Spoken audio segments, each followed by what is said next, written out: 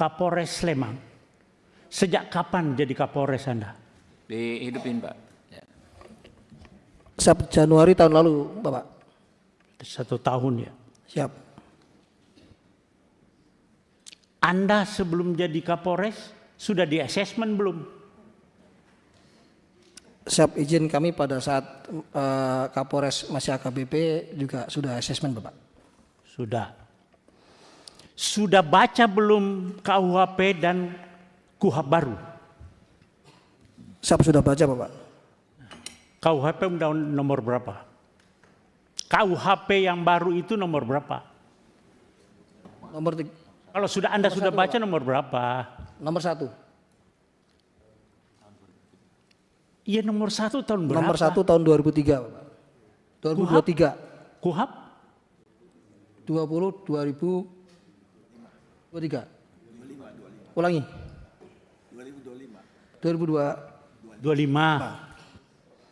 Saya tanya Anda karena ada kaitannya nanti di pasal di KUHP. Berlakunya kapan sih itu KUHP dengan KUHP? Sejak tanggal 2 Januari kemarin, Bapak. Kemarin kapan? Kemarin dulu.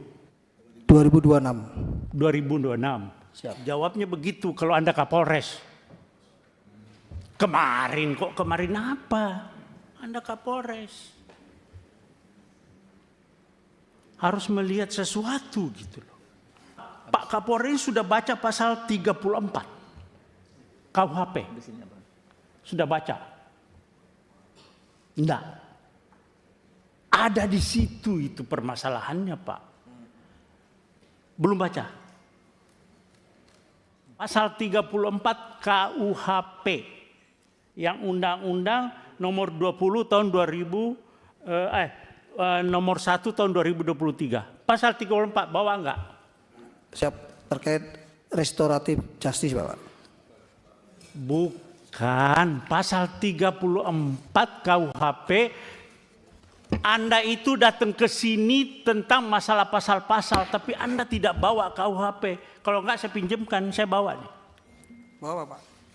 Pasal 34. Saya yang baca.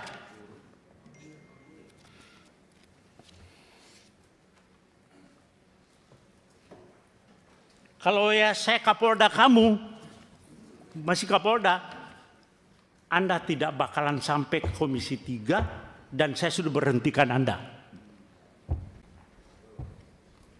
Anda kok Kapolres sudah kombes seperti itu. Bagaimana polisi ke depan? Oke, saya bacakan pasal 34 ya. Pasal 34. Setiap orang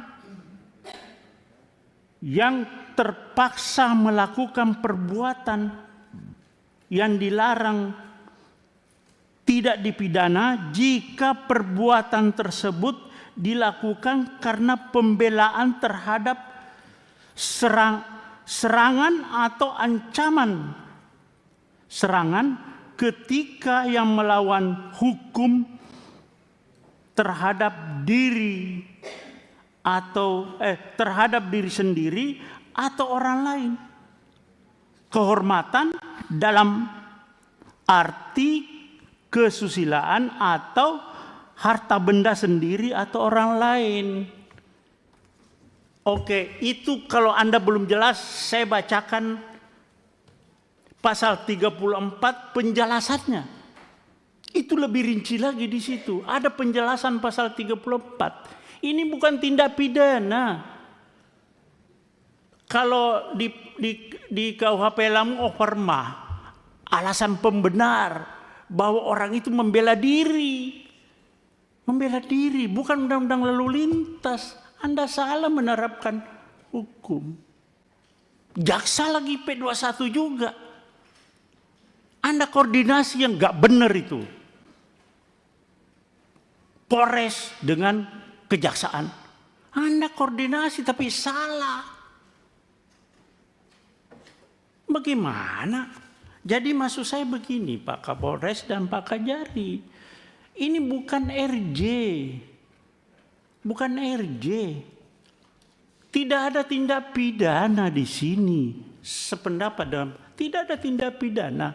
Orang yang Bapak tahu, Bapak ngomong di televisi saya lihat Pak Kapolres itu, oh dia melakukan pembelaan yang melakukan tindakan tidak seimbang. Bapak tahu apa yang jambret itu tidak ada istilah di KUHP. Itu adalah pencurian dengan kekerasan.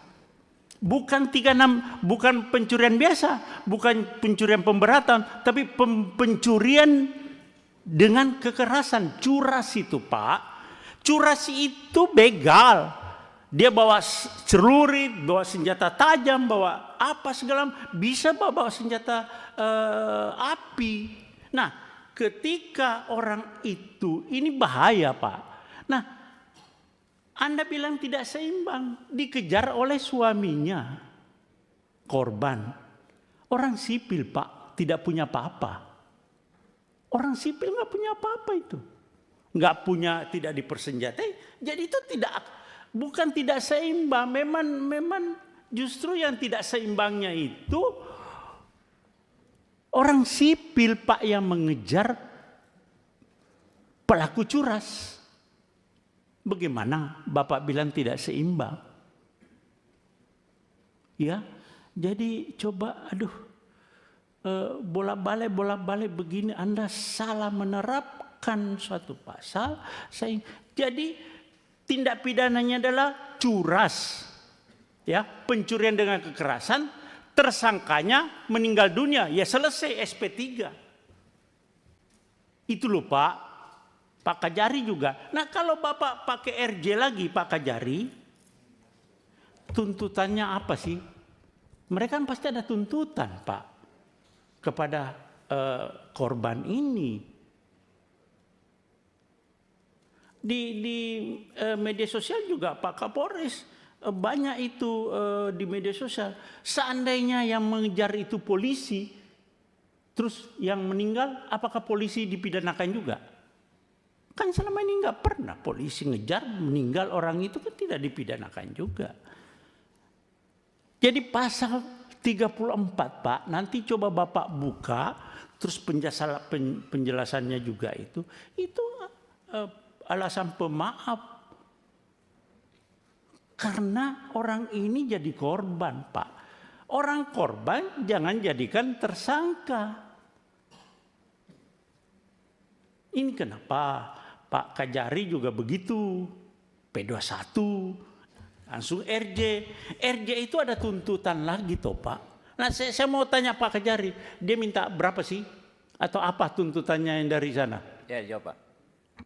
Mohon izin Bapak, jadi pada saat pertemuan di Zoom meeting pada tanggal 26 tersebut, itu sempat disampaikan oleh pihak dari Palembang melalui kuasa hukumnya.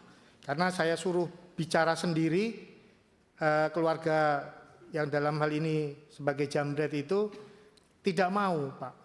Tidak mau bicara, semua pokoknya melalui kuasa hukumnya. Iya bukan melalui kuasa hukumnya. Makanya kuasa hukumnya akhirnya menyampaikan pada forum itu, mungkin pihak keluarga daripada Pak Ogi juga tahu, itu hanya memberikan bahwa dia waktu itu biaya-biaya yang timbul seperti untuk mengantar jenazah dari Jogja ke Palembang, biaya ambulannya, terus biaya pemakamannya, dia seperti itu hanya menyampaikannya. Selanjutnya akan nanti Nilainya berapa Pak? Dia belum menyebut nilai pada saat itu Bapak. Pada saat pertemuan Zoom meeting itu dia tidak menyebut nilai, hanya menggambarkan bahwa kan kami ada pengeluaran biaya-biaya seperti biaya ambulan, biaya pemakaman. Nah, selanjutnya pada pertemuan lanjutan pada tanggal 27 kemarin itu akhirnya antara kuasa hukum sepakat mau bertemu 4 mata besok sore di kantor Kejaksaan Negeri Oke, Sleman. cukup lanjutkan Pak. Cukup, ya belum, masih ada. Jadi Pak Kajari dengan Pak Kapolres coba ini ya, Pak Kajari, Pak Kapolres sih sudah Sespimti atau Lemhanas? Belum? Saya belum Bapak. Sudah Sespimti? Belum Bapak. Hah? Belum. Belum. Ya udah. Maksud saya coba lebih, dan mungkin saya lihat Bapak belum tahu persis, tapi sebetulnya Pan polisi sudah ada yang namanya overma, alasan pemaaf di KUHP yang lama, tapi KUHP yang baru juga ada Pak, di pasal 34. Coba Bapak baca berulang-ulang. Dan itu curas Pak, bukan pencurian biasa. Pencurian dengan kekerasan yang resikonya tinggi sekali. Masih lumayan Bapak suaminya mau mengejar dengan punya keberanian yang cukup Pak. Tidak semua orang mau mengejar. Nah, di dalam terjadinya pengejaran itu terjadi suatu kecelakaan begitu. Ya sudah selesai, tersangkanya meninggal dunia. Tidak ada lagi RJ. Nah kalau Bapak RJ, tuntutannya itu nanti karena dia merasa pede. Persyaratan RJ Pak harus ada kesepakatan kedua belah pihak. Ini persis sama dengan yang di Jambi, Muaro Jambi. Jadi pede itu yang pelapor itu, jadi merasa percaya diri, jadi bisa membuat angka yang cukup tinggi nanti Pak. Terjadi lagi pemerasan di situ. Nah, saya minta Bapak lebih bijaklah terhadap ini. Berdua Pak. Bapak sebagai aparat penegak hukum, Bapak tahu ada alarm.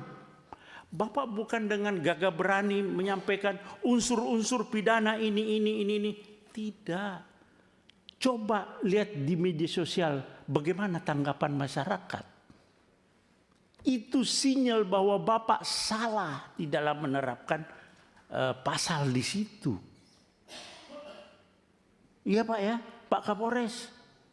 Coba lebih bijak. Ya, kita lagi sekarang polisi dengan jaksa dengan hakim, reformasi Polri. Tapi tetap bergulir, Anda tidak mengerti Pak Kapolri.